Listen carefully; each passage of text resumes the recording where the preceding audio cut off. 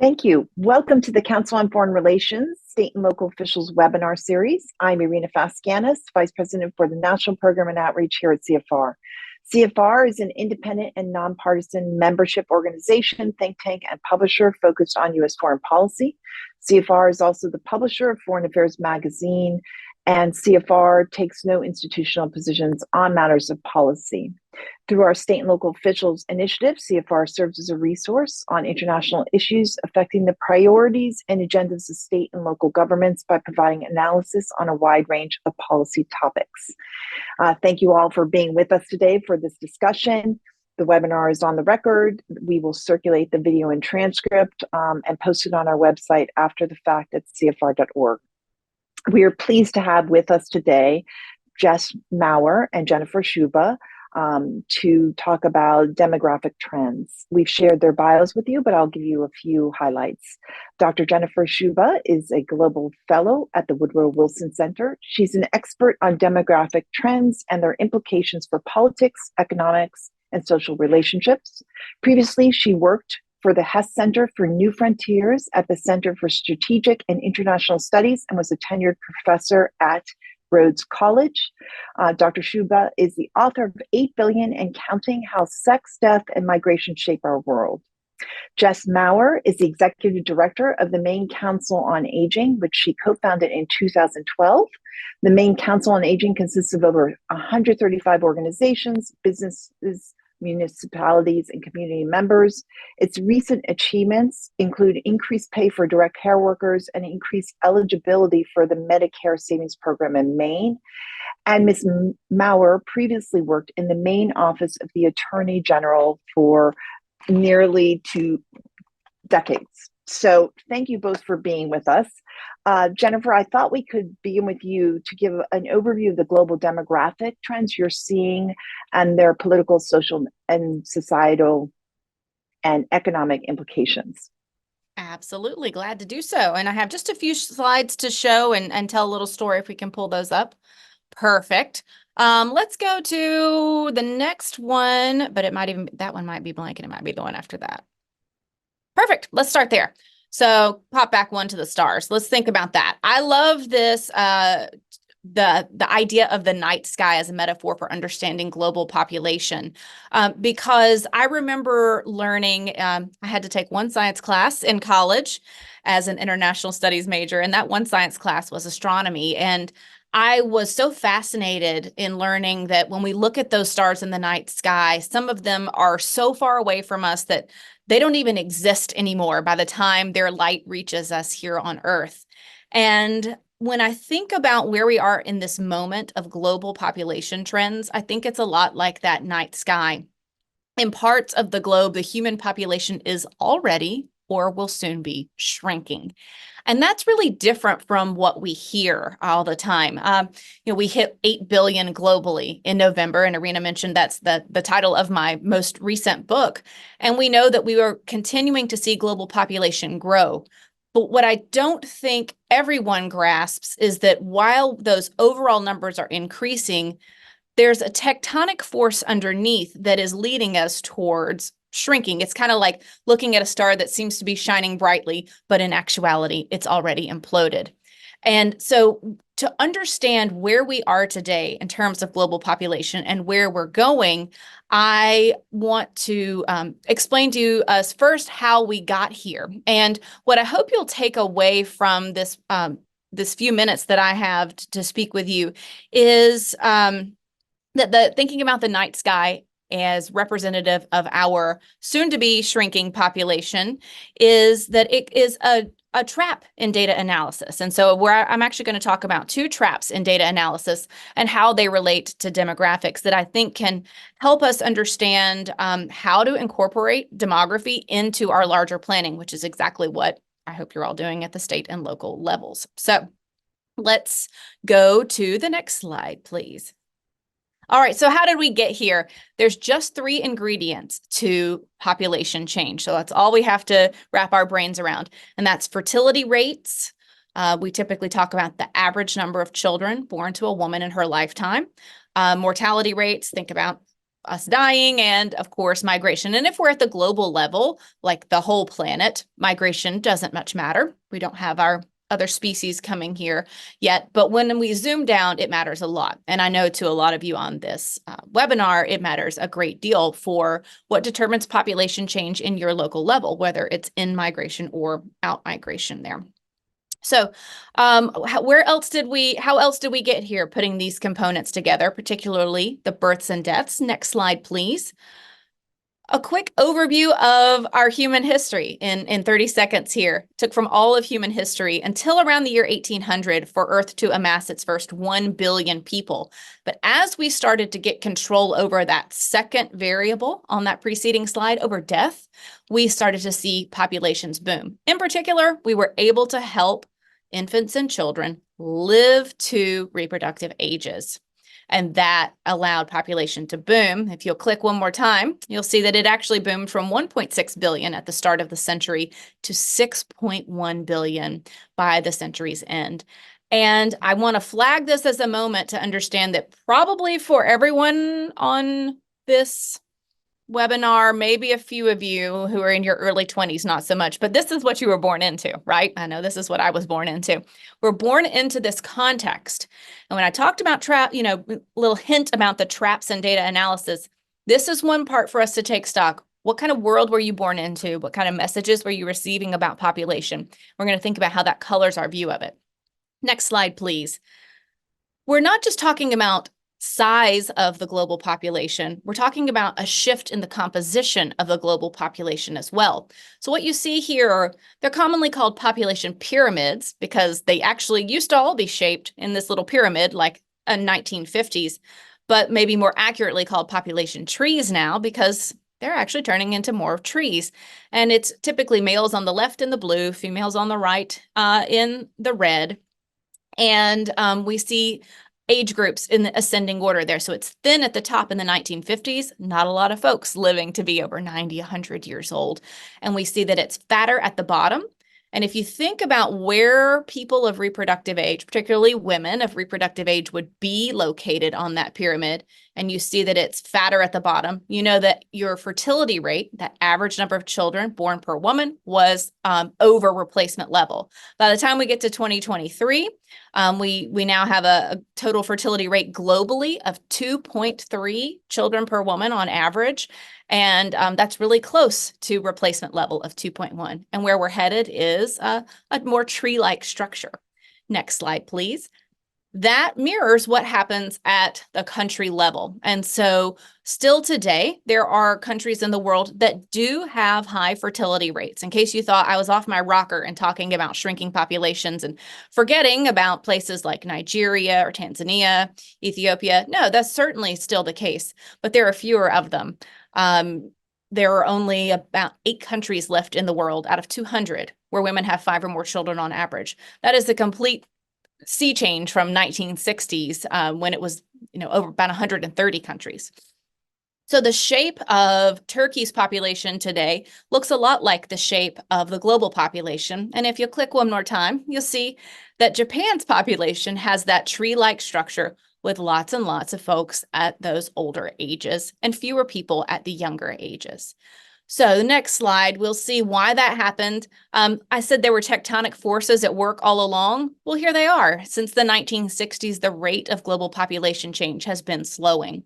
And so what we end up with, next slide, is that in 1968, lots of countries had high fertility. Very few had 2 or fewer children on average. And now we'll click again and we see that very few have high fertility and that 2 out of every 3 people on the planet live somewhere with below replacement fertility. And nearly half the countries that are above replacement are only just above it, with women having fewer than 3 children on average. So we're part of a global trend. And I think this is a spot for us to pause and think about why it matters. And that, we'll get into this in Q&A because I don't want to get into Jess's time. But when we think about priorities and setting priorities and policy, and I'm at the global level, then we're thinking about how the interests of those countries that have rapidly aging and potentially shrinking populations might increasingly differ from those that still have very young and growing populations.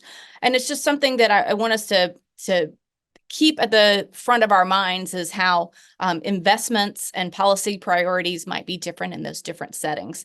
But of course, we all need to be thinking about demography. Next slide. Because if you are thinking about planning for education, care work, et cetera, demography matters. This is just a quick map to show you places where fertility is still higher, which are some of the poorer places on the planet, as you might expect. Okay. Next slide. Okay, so the first trap is getting stuck in the past in terms of our trends here. So we know that trends change, but sometimes our thinking does not change. And so I want to make sure that we understand how much the global situation behind fertility has changed, like those stars. Okay, next slide. And that, of course, that matters at the state level as well. So state here, I'm thinking about the United States, and we're about to make that a very different kind of state. But we, oops, my own little screen just did something strange. So US population has been in some ways exceptional compared to some of its peers for a while. We had relatively higher low fertility, if that makes sense to you. So low could be anywhere from 0 to 2, right? And we were on that relatively higher end of low, but that's not necessarily the case anymore, as we'll see here. And I'm sure some of you, well, probably all of you, saw the news coming out of US Census in November and December of last year that really talked about these changes at the regional and state level in the United States, and which regions are growing or not growing. Next slide, please. That, much like the slide I showed with the little baby and the death and the migration, it's driven by births, death, and migration at the state level as well. So we see here in the United States, our total fertility rate is somewhere around 1.6 to 1.7 children born per woman on average. That places us, again, on that high, still kind of on that higher end. For comparison, in Japan, it's probably around 1.3. Maybe a little bit lower than that. So this is, kind of typical of a wealthy, industrialized country. And places in the country that it has historically been lower are the Northeast. So we typically see lower fertility rates. This down here is called the general fertility rate. So it's expressed a different way, which is basically the birth rate, births per 1,000 women, 15 to 44. You can see where it's slightly higher. It's already, I think, starting to fall again in North Dakota and South Dakota. But we see regional differences here. Next slide, please. And we see regional differences in terms of migration. Now, let's look. This is taken from the Tax Foundation.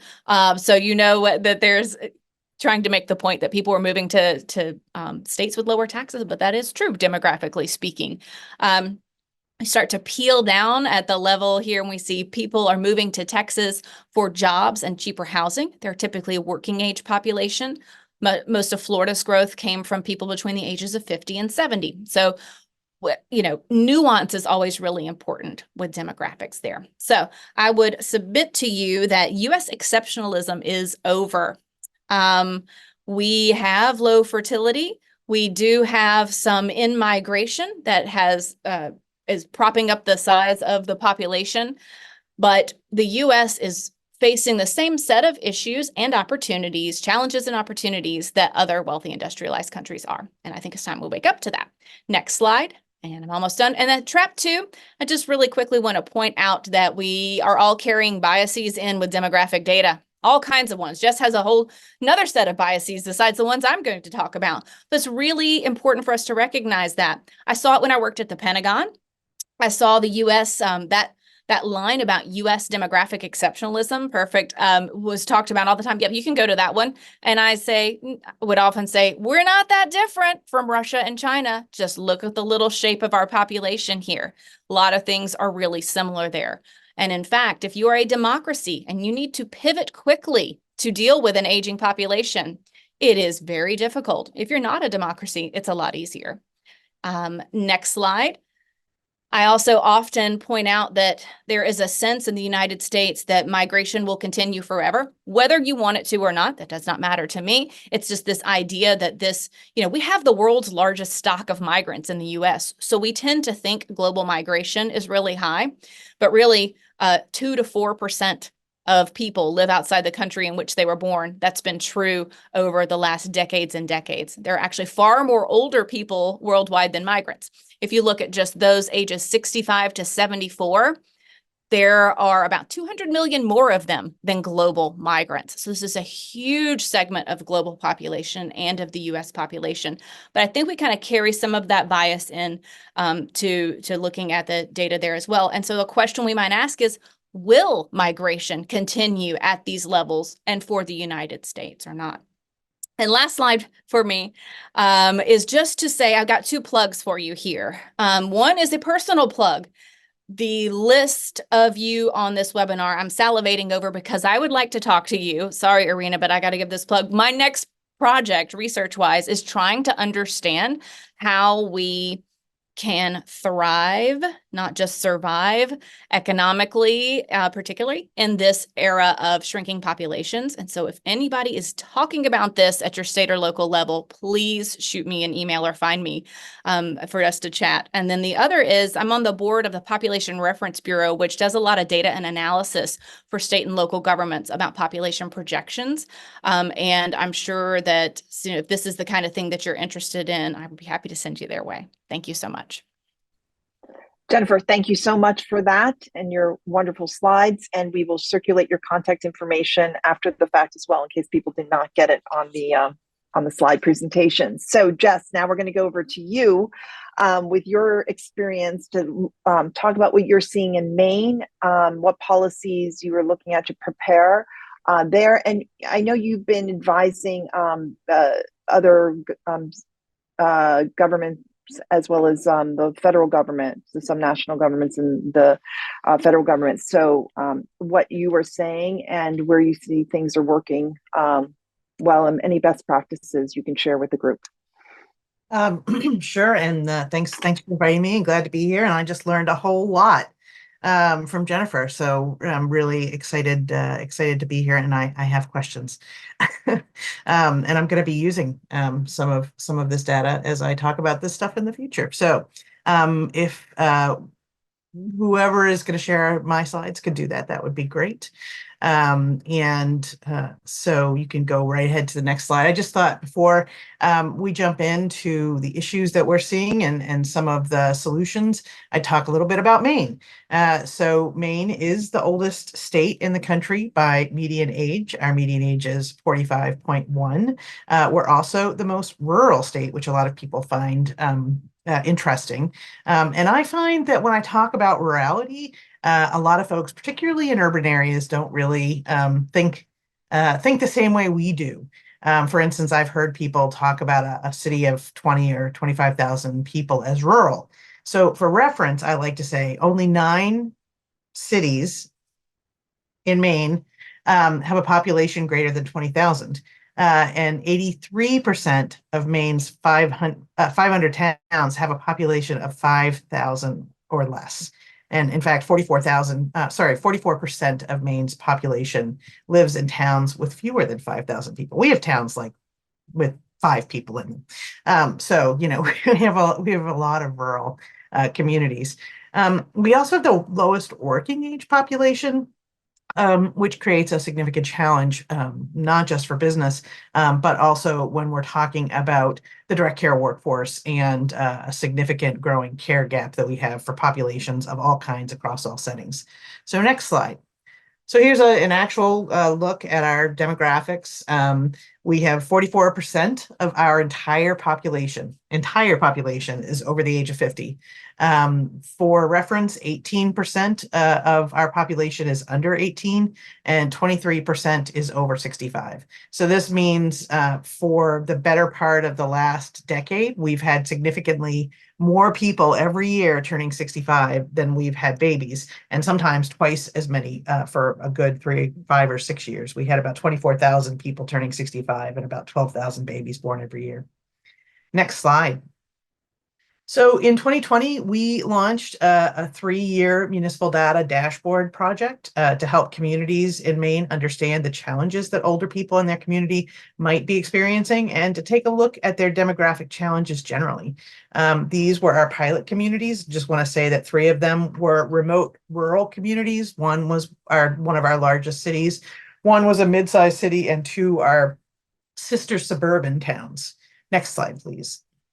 So these are 2 different data points that highlight the differences between rural and urban communities in our community, in our state. One generally looks at the median age, and you can see that particularly for urban areas, are not surprisingly, our median age is lower, but in some of our most rural communities, is very high. So in Eastport, the median age is 61 versus 45 as a state average. And in that same community, you'll see that just over 70% of the households in that community include a person over the age of 60. Next slide. So one of the shocking, really, pieces of data that we learned when we started digging deep at a community level was that some communities do better and others do worse at supporting people later in life. So you'll see here, one community has very few people living who in their community who are 80 and older, as opposed to another community which has a much larger percentage. And the next slide is actually the data. And you'll see that these 2 communities have essentially the same population of people who are over 65. And so you have to ask yourself, why is one community, the community that's better for older people, which is a city setting, walkable, access to transportation, access to affordable housing, so much better for people over 80 than another, which has no transit, all single family homes, very few affordable housing units, rural, and very few services. So these are the reasons we start, say, it's really important for municipalities to look at their own data and not just rely on state and county data to sort of see how they are doing. I will say, interestingly enough, and why it's important. This community that I mentioned in the last slide, where it has more than 70% of the households have 60 and older, they have a very, very low working age population. And they said, well, that's because nobody can afford to live in our city anymore. And they all live outside of our city. So we did a demographic profile of all the communities around their city that they said that older people, that younger people lived in. And the reality is they don't live there. They just have a really, really low working age population, and it's something that they need to consider. So next slide. In 2022, we did a report on the economic status of older women in Maine, and the next few slides highlight some additional demographic concerns specifically related to older women.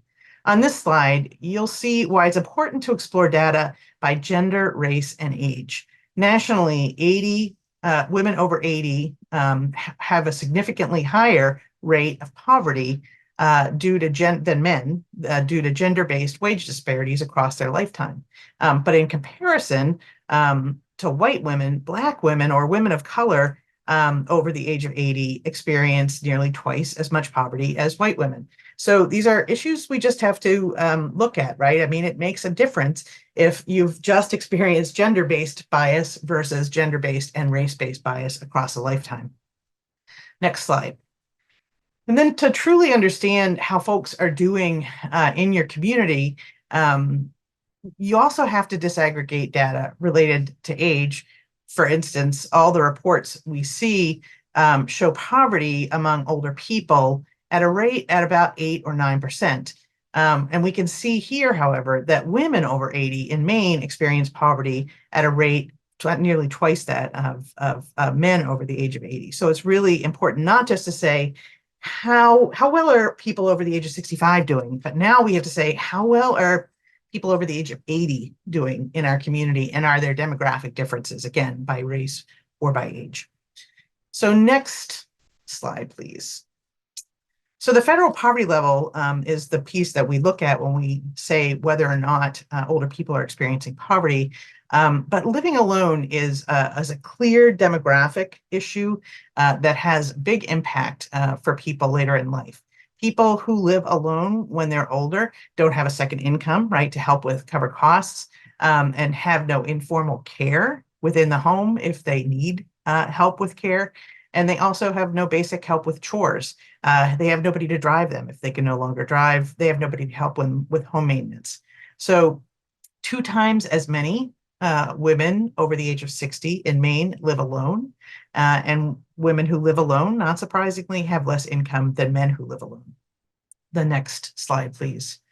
So we look at something called the Elder Economic Security Index, which is a national index that tells us how much income an older person or older couple needs to meet their basic needs. If they're in poor condition, good health, poor health, excellent health, and also if they own their own home with or without a mortgage or they rent. So you'll see here, this is both the previous slide and this slide, that at least half of the older women who live alone in Maine do not have enough money to meet their basic needs, regardless of where they live and regardless of their health status. So these are issues that also help us think about how do we target services and what do we do, right, when we come up against this sort of issue. So next slide. I would just want to say a little bit about some of the policy level solutions. We've been focused on really creating new models of housing in Maine for older people to address the very issue of a community that is no longer working for people over the age of 80. We asked, well, what can we do? How can we help older people find housing, help older people find transportation? So with our focus on housing, we've actually just in the last few weeks actually signed a contract with a new organization who's going to start doing a home sharing pilot project here in Maine to get that up and running. We've also been doing a considerable amount of work over the last many years on zoning, specifically related to accessory dwelling units. I've had a big win recently on that, and so it's no longer just town to town, whether you can put in an accessory dwelling unit or a second home on your property, but now really municipalities have to allow for that accessory dwelling unit, which is a really terrific thing. We're looking to implement transportation solutions that really knit together technology that we already have and we already use, and volunteer driver programs, as well as public transit systems, trying to make sure that they're more accessible for everybody and also better funded. We're also focused and have been for a decade on growing the direct care workforce to meet the increasing support needs of older people, and have had some real success. If you're a direct care worker in Maine and you're living alone, you can actually earn a livable wage, which is really terrific. But not if you've got kids or a husband. So we're still working on cracking that nut. But our big focus has really been on older people themselves and reducing poverty. Our biggest win just came in the last legislative session last year when we used a lot of the data that's in this presentation to secure economic justice for older people who've experienced a lifetime of economic injustice and disparities. By significantly increasing eligibility for the Medicare Savings Program. It's a program that puts about $7,500 in the pockets of older people. So this ultimately means that about 30,000 people in Maine, older people in Maine, will have more income, and they'll be more on par with a livable income, and will be better able to meet their basic needs. And this is something any state in the country can do. The Medicare Savings Program is a terrific program, and for those of you who've done Medicaid expansion, Medicare eligibility expansion is essentially the corollary. It's the part that lifts older people in your communities out of poverty. And DC actually increased theirs to 300% federal poverty level. We didn't go that far. We're up to 250. So pretty exciting stuff, but totally doable to really make a huge difference in the financial security of older people. So next slide. just a couple more pieces and then I'll be done. We've also been using this data, and I loved Jennifer's talking about traps. And I think, we talk about this idea that we're still sort of stuck in that 1950s thinking about older people and what they should be doing, right? They should be leaving work, they should be retiring. The reality is they're supposed to be dying at 70 and they're not. They're living to 100. But we really haven't gotten rid of the views that older people aren't good workers, that they cost too much money, that they're not good at technology. And so what we see a lot of is ageism, both at an institutional and a systemic level. And so we've been using this data to talk about, these outdated views that older people and aging, that they're a problem. And really, this image is what I like when I think about, for the better part of the last 30 years, we've been talking about this, right? A silver tsunami. It's literally a gray wave of sedentary, medically needy older people that's going to crash down on your head and ruin everything. I mean, that's what we've been talking about. It makes you feel all warm and fuzzy about older people, right? I mean, they're a problem to be solved. They're not a solution. So next slide, please. Really, the primary work that we've been doing lately is flipping the script, really changing the way we look at this wave, literally turning the wave upside down and looking at it as an opportunity. The key here, and I love this point, right? And we're so focused on in-migration and we've just started to move the needle in increasing the number of people over the age of 65 who are working in Maine. We've been working on that for a decade. So we're glad that there's movement finally, but the focus has been on getting people to move to Maine. And so getting this number that says, there are 200 million more people 60 and over than there are migrants in the world. I mean, that's a really interesting number. And I'm going to be thinking about how to use that because, we've really been looking elsewhere for the solution when the solution, as we've been saying, is sort of right under our nose. That if we are seeing that all people are living longer, healthier lives and can continue to work long into their 70s and 80s, even in their 90s, then our solution is right there. But we've not yet been able to do that. So we really do need to flip the script and see older people not just as our workers, but also as our volunteers, as our cultural and municipal leaders, stewards of our environment, right? Caregivers for young and old, basically integral parts of our community that we just can't let go and we need to actually embrace. And then the final slide is a new map. It's called the New Map of Life that's come out of the University of Stanford. We look at this and it's basically saying, look, kids born today are going to live to 100. By and large. And we have to think differently about our systems. We need to learn differently, right? Space out the way we learn, space out the way we work, and also need to build longevity-ready communities, right? Communities that have these new models of housing, transportation solutions that work for people who can't drive. Again, not being able to drive didn't used to be a problem because people died when they were 70. Now people stop driving in their 80s and 90s. For many physical reasons, also just don't feel comfortable about it, but we haven't invested in the solutions that help people move around when they can no longer drive. So we have to do this through this lens of equity. Age equity is what we have been talking about and need to be intentional about. Who's in our communities, who's being included, who's being excluded. Partner with people in their 80s, 90s, and 100s to talk about how we design solutions that work for them.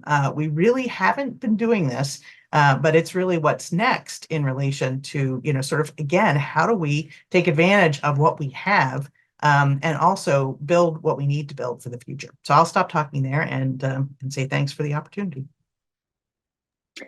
Thank you very much. Again, another fantastic presentation. And so we're going to go to all of you now for your questions. And to share what's happening in your community. As a reminder, we are on the record. You can click the raise hand icon on your screen to indicate you would like to ask a question. When you're called on, please accept the unmute prompt and state your name and affiliation. You can also submit a written question via the Q&A feature in your Zoom window. And I see some people have already done that, but we also want to hear your voices. You don't want to just listen to me reading these questions. So please do raise your hand. So I'm going to take the first written question from Justin Belinsky, who's Director of Communications in the office of Wisconsin Senator Chris Larson. Do you have any successes from Maine to share regarding increasing density, affordable housing in urban or suburban areas? Sorry. We do have some successes, and we passed a really comprehensive. We actually had a committee that worked for a year on recommendations regarding these things and have passed a comprehensive bill in this regard. And I will say it's still early days to be talking. So I think the bill, the law itself is a success. But there have been real challenges to implementation, and I'm happy to share a link to that law in the chat. Great, and we can also share that out. Next raised hand from Councilmember Jose Trinidad Castaneda. Hi, good morning, or sorry, good afternoon. I've worked on some of the California ADU legislation, and I'm working on an innovative program for our city in the city of Buena Park, California.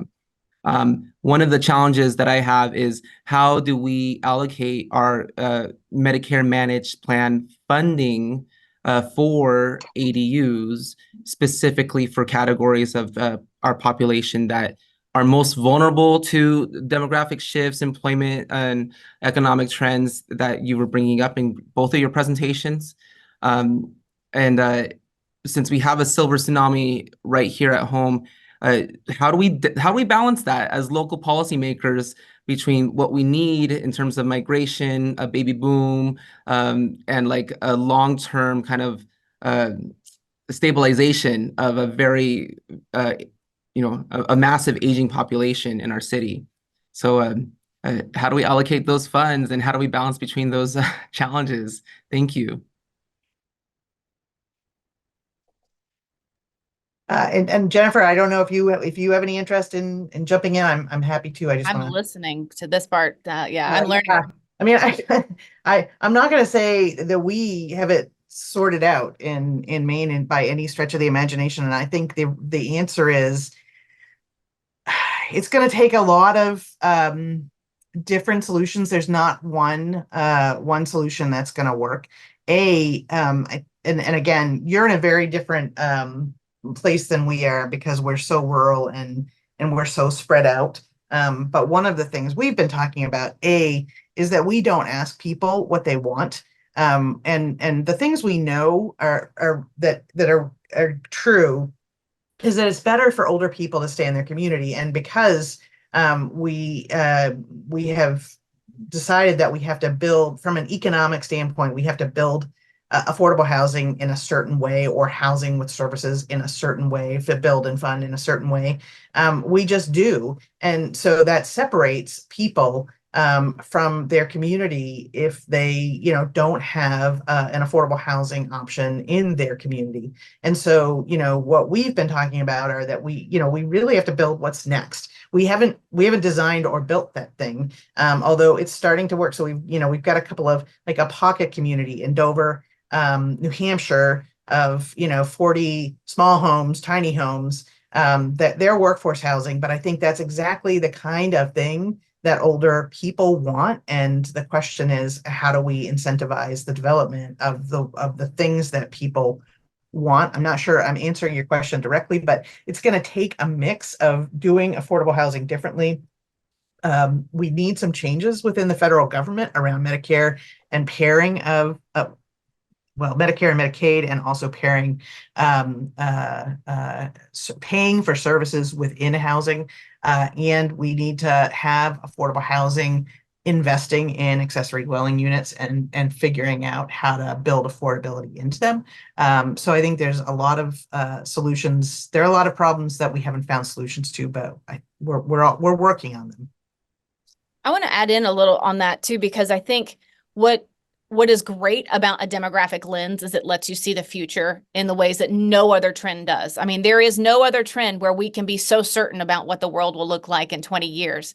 You know, the retirees of tomorrow are already born, or they're sitting in kindergarten desks today. And so we can do this long-term planning. And I've even, there's an architect who looks at age-friendly architecture out of New York City, who's German, Matthias Holwich. And he and his firm build modular homes. Imagine being in New York City or in a densely populated area. And when a building is being turned into housing units, it's done so modularly so that it can adjust for, do you work from home? Do you have 2 small children? Did your children move out? Do you now have an aging parent move in? And some of this is done in the context of being environmentally sustainable as well. So, you know, if we build for that, as Jess said, that can look all kinds of different ways depending on the community. In New York, it looks one way. You're not going to do that kind of thing, you know, in my suburb of Memphis, Tennessee. But there are many options. And I think also when we start to do an international comparative context, we can learn a lot there as well. Like we can learn from other states. But like I said, the US has seen itself as demographically exceptional for so long that in many ways we're way behind. You know, I remember doing some field work in Singapore in 2009, and they were working on complete streets there for older people to get on the buses. And how did they make that age friendly? And that was, you know, 15 years ago. So I think there are some places that have aged faster or have been aware of their aging faster that might serve us as models. Fantastic. Texas Senator Donna Campbell has raised her hand.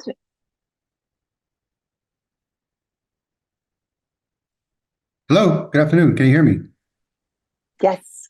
Yes, my name is Jim Morales. I work policy for Senator Donna Campbell here in Texas. Thank you, Jennifer, for that presentation earlier. It was very enlightening, and also Jess, as far as the state of Maine. We are taking some good notes here, as you presented earlier, the growing population here in Texas from basically all over the country and other parts of the world. And we are currently working on legislation for the next session that addresses the workforce, especially like it was mentioned earlier from Jess, as far as the age population, working population, the infrastructure, medical facilities and centers, nursing homes as well, for that in preparation of that longevity. My question is, if you can share, if you have that information, does Maine have have data or best practices on nursing homes preparation for public health emergencies and natural disasters? Of course, our natural disasters are going to be different from state to state, but there's some commonalities there, especially when addressing assisting our aging population. Thank you. Yeah, and I wish I knew. I don't do direct advocacy nor support. I mean, we're partners with all of the aging services in Maine, but I can certainly find out for you. I know of a lot of our policies, but I don't know of a specific or a specific report that would answer that question. But I will find out and be happy to share it with you if I find it. Great. One question, how does women's access to reproductive care influence the population trends that you've cited both globally and domestically?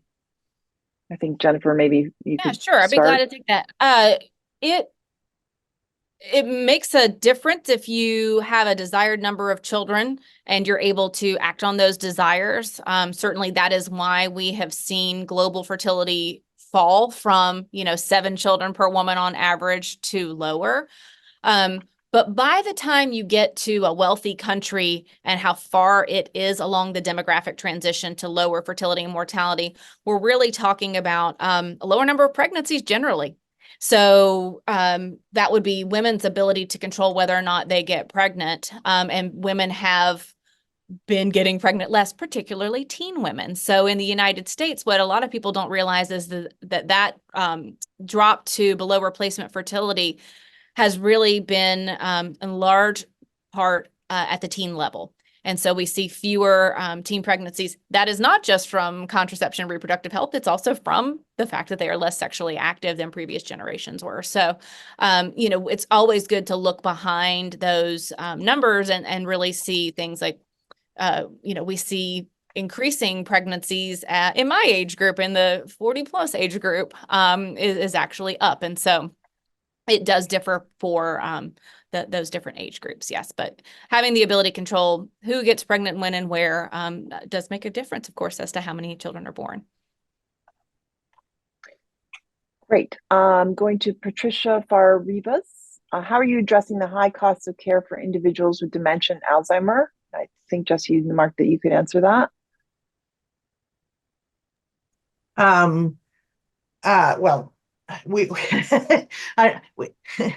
I'm not sure that we're addressing the high cost, but we are trying very specifically to support informal family caregivers. We've increased the respite care benefit and have created a respite care program specifically for people with Alzheimer's and dementia, are doing a better job of trying to do care coordination. So that is one of the bigger cost drivers in the federal government, or CMS, or sort of uncoordinated care for people with dementia. We also have just completed the revision of our state plan on Alzheimer's disease and related dementias, and have a BOLD, the second iteration of the BOLD grant, and are working collaboratively on starting implementation of many of the recommendations of that. And again, a lot of that talks about coordination of care, early diagnosis, early connection to services, and then additional training for all kinds of providers, which I think is really critically important, from EMS and fire and rescue to local municipal officials, needing to understand, sort of how do we intervene with people who are in our communities, particularly as I mentioned, right? I mean, women are more likely to live alone than men, and this is a trend not just in Maine but nationally. And so, and also, we didn't talk about this, but I think, Jennifer, you'd bear this out. The generation before boomers had 10% fewer babies than the generation before it, and so you have a lot of older people who don't have kids.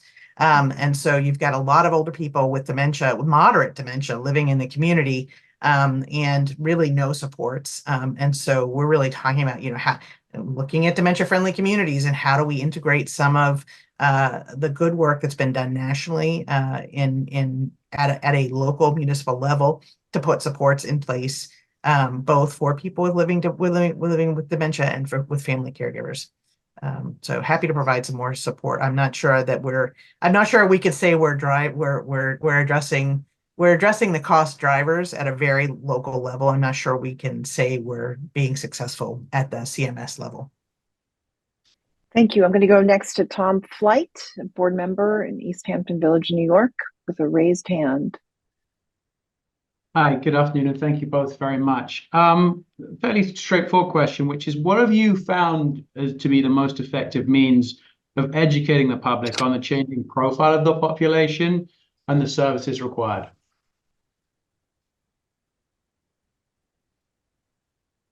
I'll add some global part of this. I think that we have a long way to go to get people to understand that this shift towards fewer babies is permanent, and not a problem to be solved. So that is, there's just a long way to go in getting that. But it is a necessary first step then, if we are going to implement these policies and programs that Jess talked about in detail, and all of you are concerned about in detail.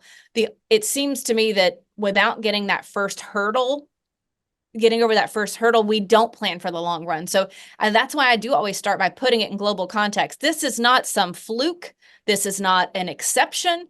This is a permanent shift, the likes of which we've never seen before, but we worked so hard to get there. We worked so hard to get infants and children to live to reproductive ages. We worked so hard to create economic opportunities outside the home and to educate people, to thrive. The result of that was having fewer children on average. And so I think we've got to, that is the first hurdle, and then understanding how to be resilient and adapt to this is the next step, which I'll hand over to Jess. Yeah.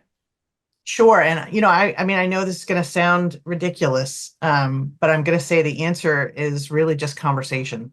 And we're hosting those conversations at multiple levels. So we actually have created a thing called the Leadership Exchange on Ageism, which is a 14-hour, very intensive peer learning, leadership learning experience. We've had 180 leaders graduate through that.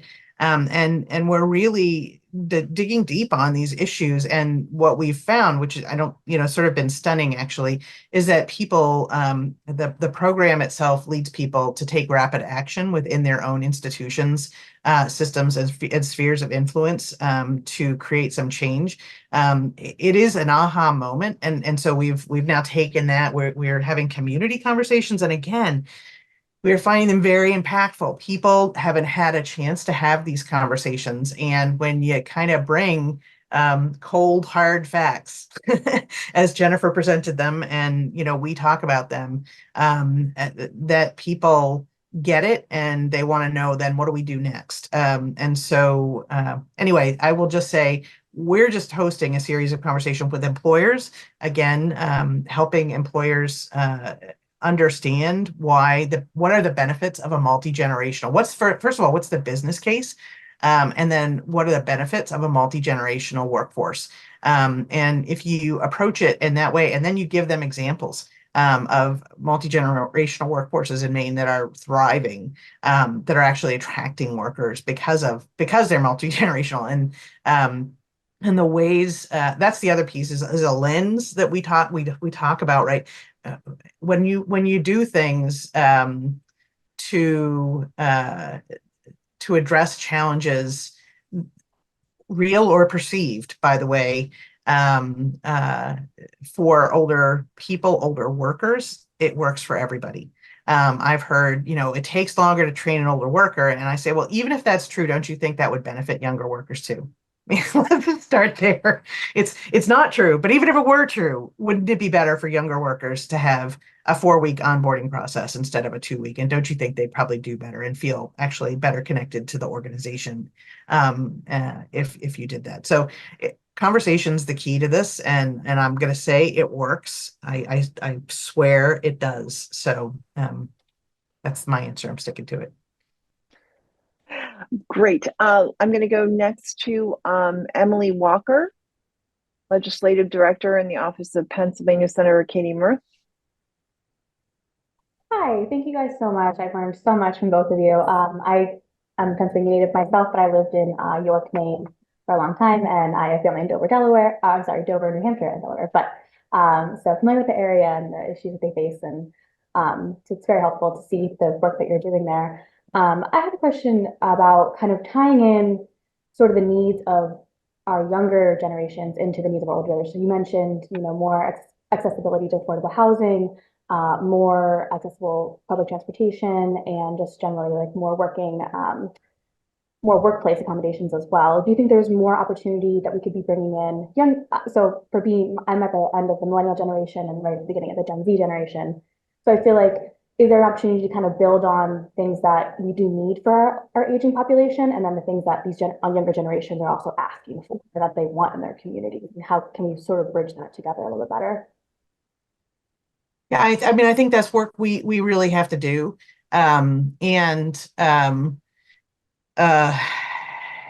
Yeah. All right. Well, I'll just say it out loud because I feel like, it's my duty to say, I'm not sure like looking at generations are really helpful because I think it skews things. What I think is to say, we have older people who need X, Y, and Z.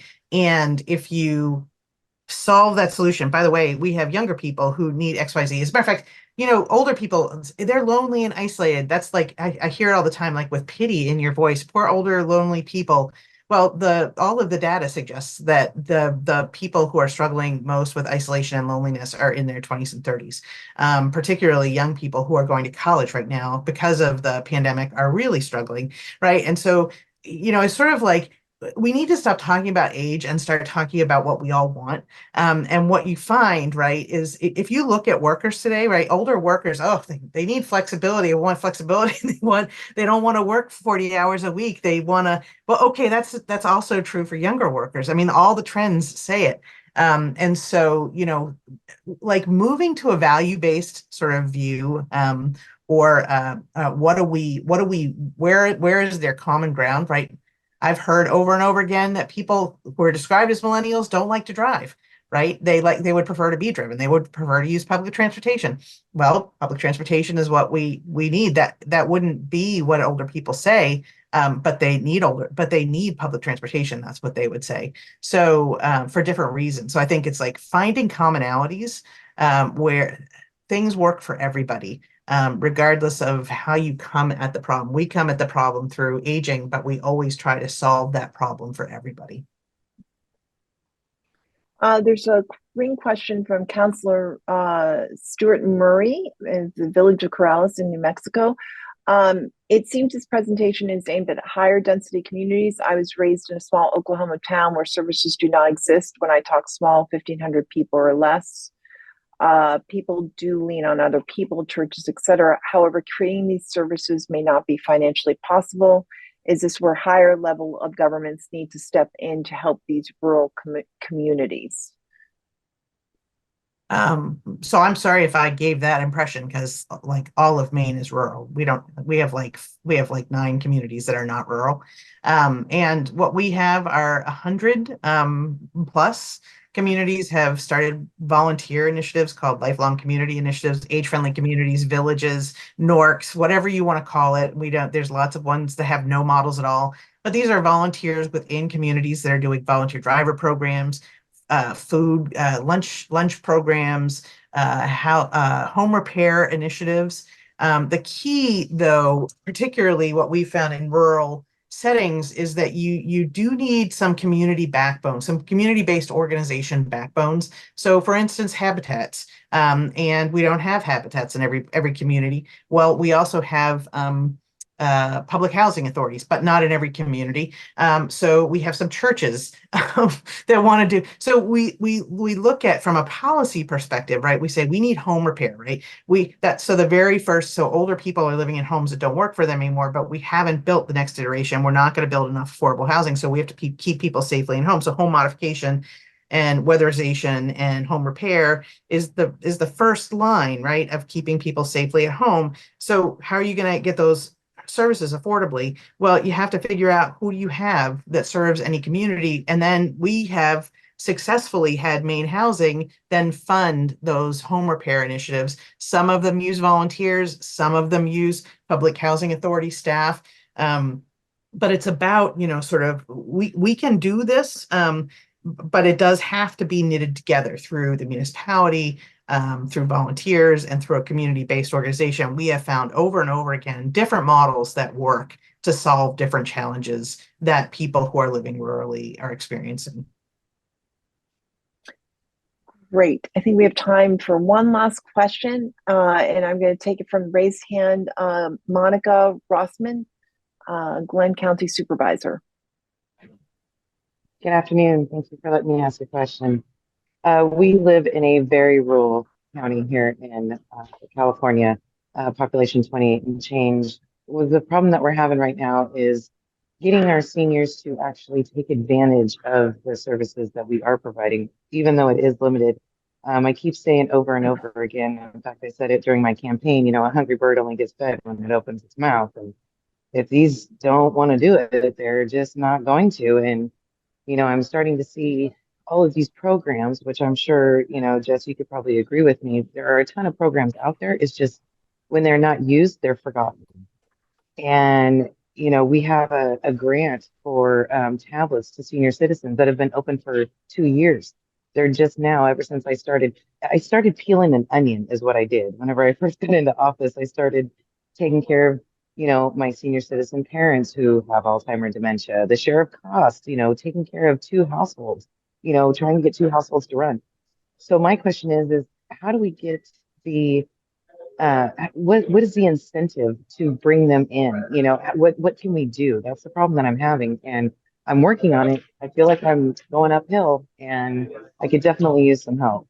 Thank you Yeah. for letting me ask a question. So, I mean, if I were in a room full of however many people who are here today, I would say, how many people like asking for help? And the answer is 0. I mean, like every once in a while, some doctors will raise their hand. I don't know what that's all about, but most people really don't like asking for help. And it's really true. I mean, like, I love, it's a trap, right? Independence is a trap.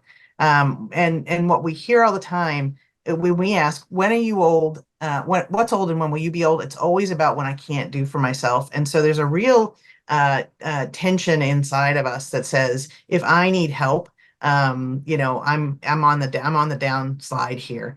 And so so one of the things we found that's really helpful is to ask older people, why is it hard to ask for help, and what would help you ask for help?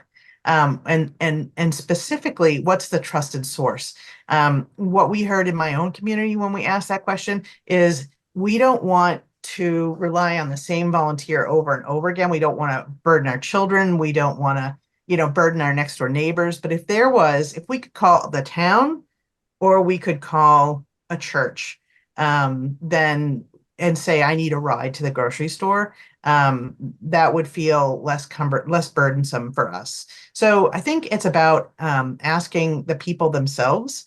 And then I will also say, getting a whole bunch of volunteers, right, together who know about the services, to be the bystanders who are there to say, hey, I know about this great program, when they hear that people are in need of things. And we have found that's a great way. The final piece I'll just say, in my own community, again, we've had this, every community has this problem that there are benefits that people don't want to use.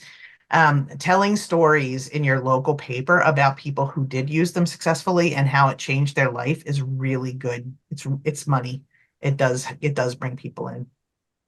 Yeah, I was get the two last ones that Jess mentioned. I was thinking, we have so much research in the public health literature about how to change people's behavior, and the most effective way being a peer who's used a service coming into your home and talking about that service. And if we're talking about family planning, or if we're talking about old age services, or any kind of help in the home, that model, just that community-based model, seems to work really, really well.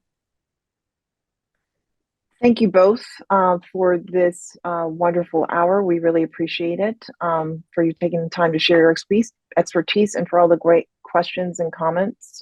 We appreciate you as well. We will send out a link to the webinar recording and transcript, contact information, links to resources. You can follow Jess Maurer at the Maine Council on Aging on X at MCO Aging, and Jennifer Schuba at Prof Schuba. As always, we encourage you to visit CFR.org, foreignaffairs.com, and thinkglobalhealth.org for the latest developments and analysis on international trends and how they are affecting the United States. And please don't hesitate to share suggestions for future webinars. You can email us at stateandlocal@cfr.org. Again, thanks to Jess and Jennifer, and to all of you, and we hope you have a good rest of the day.